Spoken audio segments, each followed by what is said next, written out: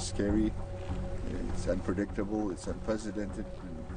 And, I understand people are scared of it. So we're planning for the worst and hoping for the best. We have come through a lot of traumas, and I think you get just numb to them. The coronavirus pandemic. This wasn't the documentary that I had planned. I had a chance to work with APTN Investigates, and I pitched a story about youth gang prevention. And then, the novel coronavirus swept across the globe.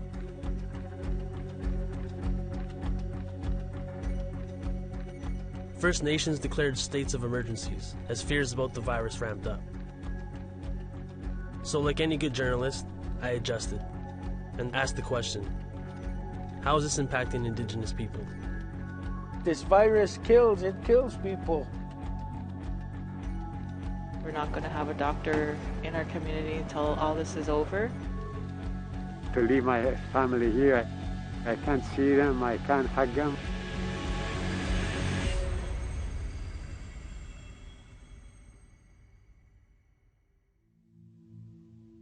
Head directly home. Do not stop for groceries or other essential supplies. Do not go out into public spaces. Once home, you're required to remain there and quarantine yourself for 14 days. It is crucial to prevent the acceleration of spread, and it is a key part of our pandemic response.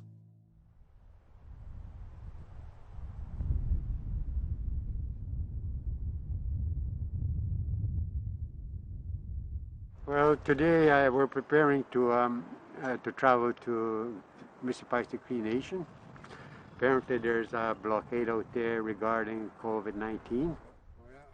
Percy Ballantyne is a Cree elder in Winnipeg. In early March, he took his grandkids to his reserve, out of the city, where he thought they'd be safer. The population is not as big as in the city. Now he's getting ready for a road trip to bring them essential supplies. There's an infant there that requires like special formula and stuff like that, yeah, in which I have here, and have to deliver, stuff like that, and things that the children need, especially water, fresh water. The new lingo, social distancing, self-isolation, flattened the curve. Like everyone else, this isn't what I thought I'd be doing right now. Got an amazing story idea? Are you our 4th annual Canadian Association of Journalists APTN Indigenous Investigative Fellow? In December, I pitched a story about youth gang prevention for a fellowship with APTN and the CAJ, the Canadian Association of Journalists. For weeks, I researched and set up shoots with the Investigates team. Okay, so let's look at some examples of what's been done already. Okay. And so kind of the first thing we do anytime we start anything is do what's called a media search. But by March 17th, the coronavirus had rewritten how my mentorship would play out. Across Canada, checkpoints had sprung up at provincial borders. Travel restrictions meant flights were grounded. My trips to do interviews on youth gangs was cancelled. At APTN headquarters, aside from the essential news crew, everyone left the office to go work from home. Morning. But I was given this opportunity, and I wanted to use it. I switched my focus to the coronavirus and how First Nations were reacting. So when Percy Ballantyne hit the road to travel north with his supplies, I followed. And we made a couple stops along the way. Well, we're in Chimon Cree Nation at the corner of Highway 60 and 327. We have a check stop here. Community is in lockdown. We met Chief Clarence Easter outside his community, a 5-hour drive north of Winnipeg. Well, the reason why the semi is here, to provide security for the guys that are here, so people just don't drive through. Only local residents are allowed in. Easter's goal is to keep the virus out. Well, if somebody were to get sick in the community, we would have no place to accommodate them, like there is in a bigger community or in a city. And here, there is no place to accommodate them. People will just die here. COVID-19 is an illness caused by the novel coronavirus. The symptoms can be mild: a fever, fatigue, shortness of breath. Roughly 20% of cases are more serious, and 6% are life-threatening, especially for elderly people and those with underlying conditions.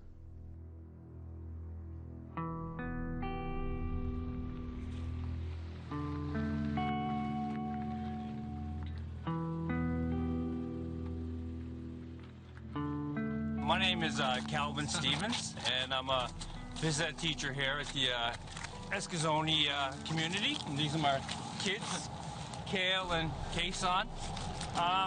This whole pandemic was really scary to think about all the deaths in the United States and around the world, and our leadership decided to lock down the community. It was a very difficult, hard choice to make, but it was the right choice to make. On the East Coast, Eskasoni is the largest Mi'kmaq community. Around 4,500 people live here. As many as 60% have health issues that make them vulnerable to COVID-19. So the Nova Scotia band declared a state of emergency in mid-March. Nightly curfews, 24/7 checkpoints. All of us want to protect our elders, the vulnerable. The first week was really tough to do, but we started delivery services for people that need any essential items in town. Denny says community members stepped up, from frontline workers at the supermarket to band members staying 6 feet apart. It's been a challenge. I've been lucky with my suppliers, and the customers who have been patient, but we've been able to meet the challenge to bring in merchandise, grocery items, hardware, items like that they need to continue on. Isolation hasn't been easy. Mental health workers are reaching out online. Denny says everyone is making it work. It's a great community, it's a great place, and everybody feels safe. I feel safe, and we're just waiting on this COVID-19 to disappear, and we can go back to our normal lives.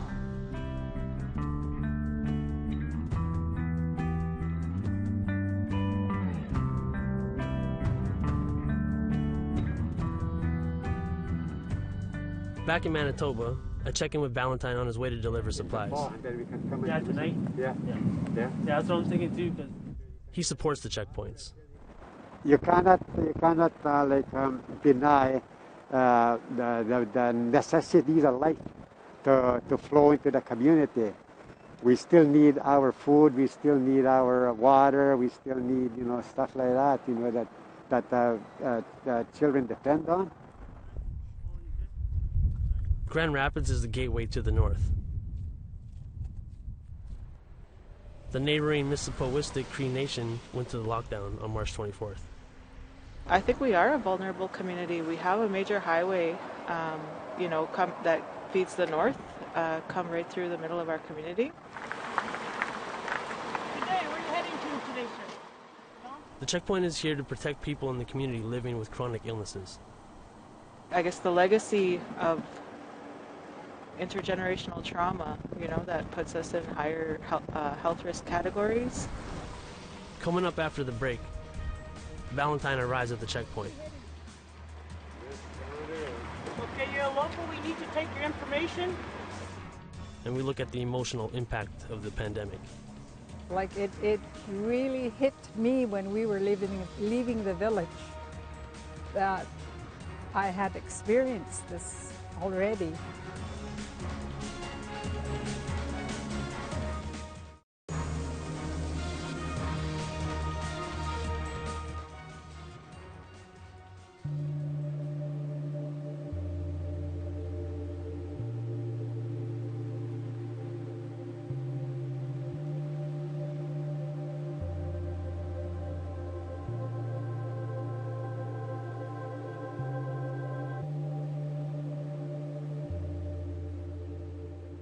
The danger part about it is if the virus hits here, we're a small population, we would not have a chance.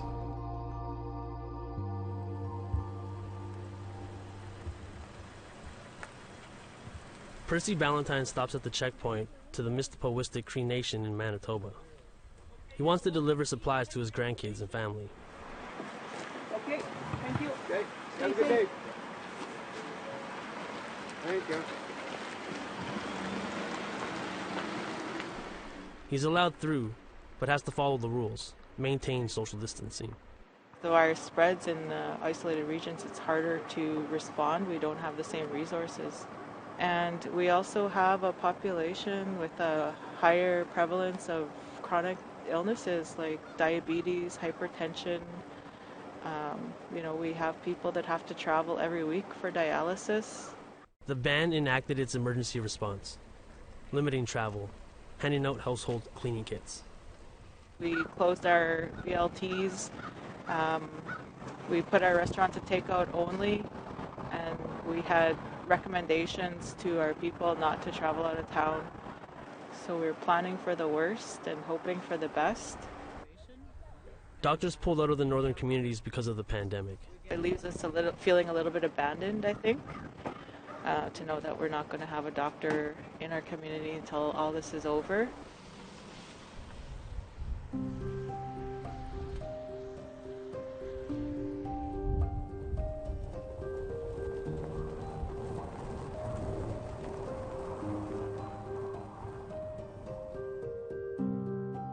There's the lack of supplies in the north,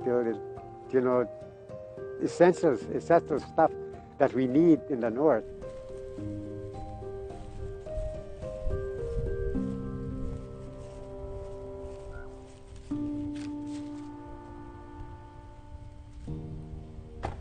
And right now what I'm doing is, that to make sure that my family and my grandkids, my daughter is okay. Valentine leaves his baby formula and water,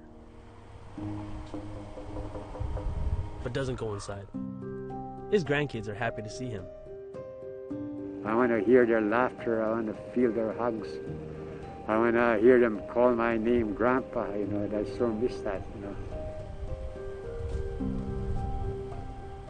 That's the hardest part about this, that we have to do. We have to be away from our loved ones. We don't know how long it's going to take, but as long as it takes, we're going to wait because we love them. We want them back as soon as possible.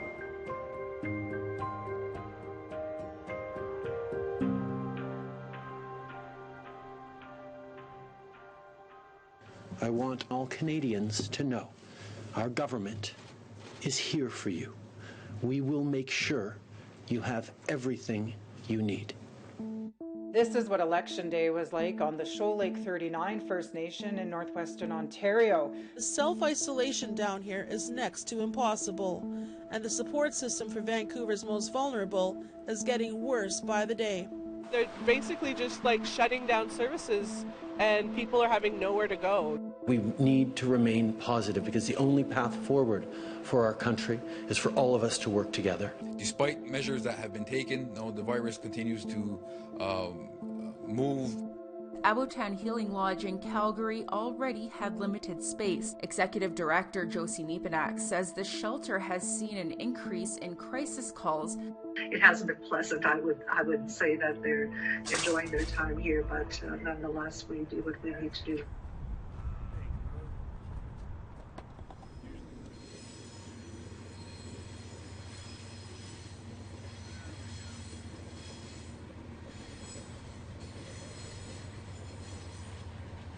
And so we threw together a team very quickly that would look at the implications of COVID-19 for Indigenous communities, primarily in Manitoba and then elsewhere in Canada. Stefan McLaughlin is heading the team from the University of Manitoba, funded by a federal grant from the COVID-19 Rapid Response Program. They're looking at past experiences with pandemics like H1N1 to see where the gaps are. These body bags were not what chiefs were expecting with their flu prevention kits. Manitoba's body bag debacle in 2009.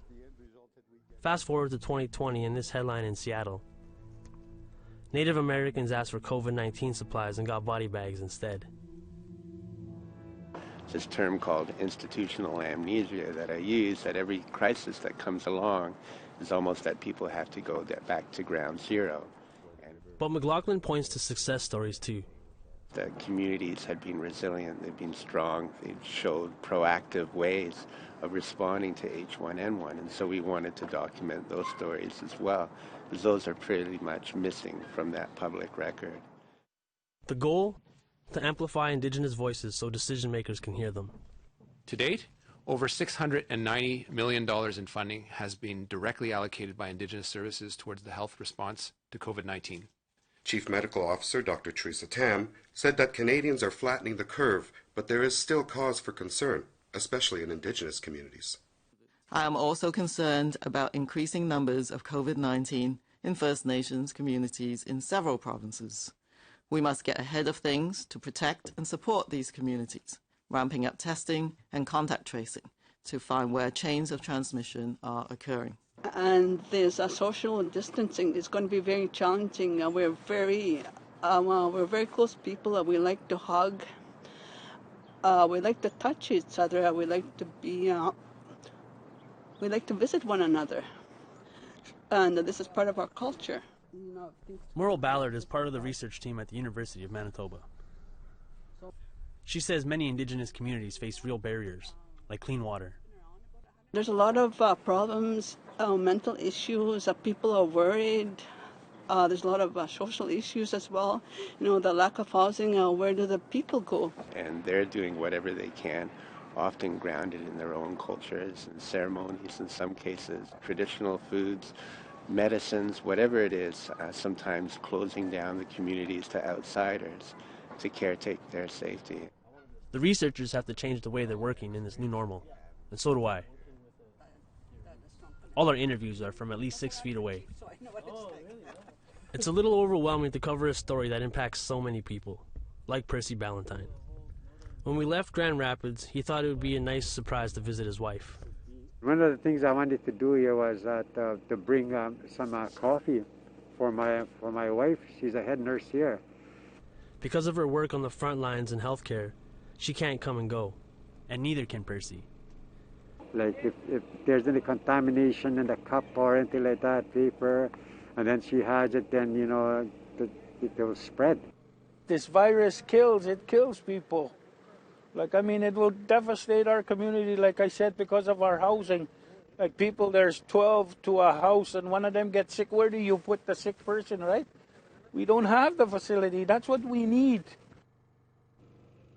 The Moosakeking Cree Nation, commonly called Moose Lake, doesn't want to take any chances with COVID-19. You know, it's going to create devastation in our community. We understand that, but my job is to make sure that we protect the people, their health, their safety, and their well-being overall. We have a nursing station. We don't have the necessary supplies and medical equipment and the infrastructure. But I get emotional when I talk about my community because I love my land. I love this community. Controlling who comes in and out makes for some tough decisions. There's a lot of people, they moved away, but they're scared. They're alone out there and they want to come back to family. They're gone, they have to be gone. If they're going to come, they have to stay till to ride this out. That's why this checkpoint here. And the community members are scared. Like, I mean, how do you say no to people that you grew up with?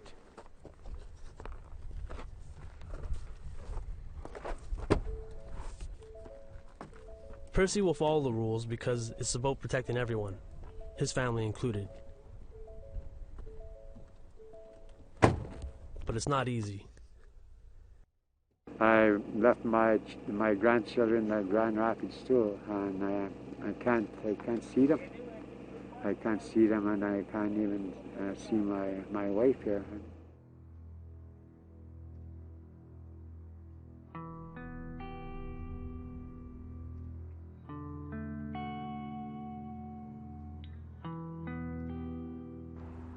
It's been difficult only because we had experienced an evacuation in February from our village. Bobby Smith is from King Cum Inlet, British Columbia. The community was forced to leave when a virus was discovered in the water supply. So that in itself was devastating. We definitely wanted to get back to our village, and then this coronavirus, starts and gets more intense, and so now our village is under quarantine. They don't allow anybody in. Smith shares a cultural memory on how the Spanish flu in 1918 devastated her community.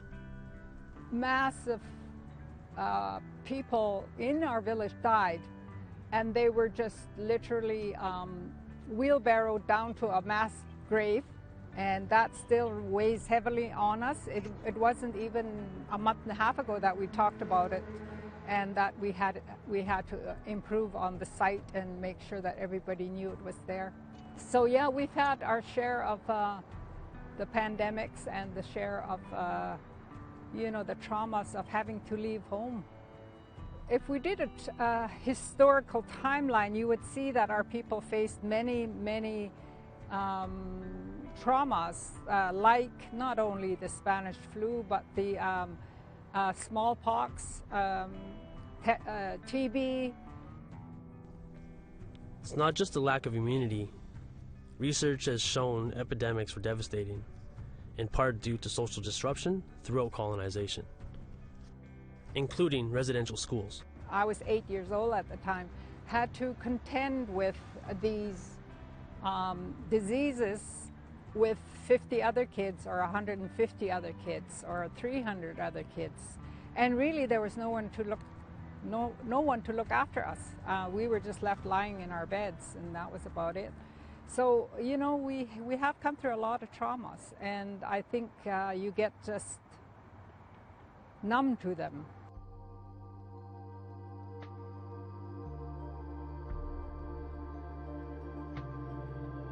By early May, Manitoba was talking about lifting some restrictions. The number of cases were never as high here as in other parts in Canada. I checked in with Percy Ballantyne. His grandkids are back here living with him. Well, one of the reasons why I brought my grandkids back to Winnipeg was the lack of resources. No doctor or testing kits on reserve up north made him worry for their safety. Yeah, we all miss each other. The kids miss their granny, His wife is still working 5 hours north in Moose Lake. But the main thing I'm looking forward to is the first anniversary of our marriage on August 19th. I'm looking forward to that. As for me, this wasn't the fellowship experience I had planned, but I still managed to make the most of it during a global pandemic. So stay safe. I hope you enjoyed this episode.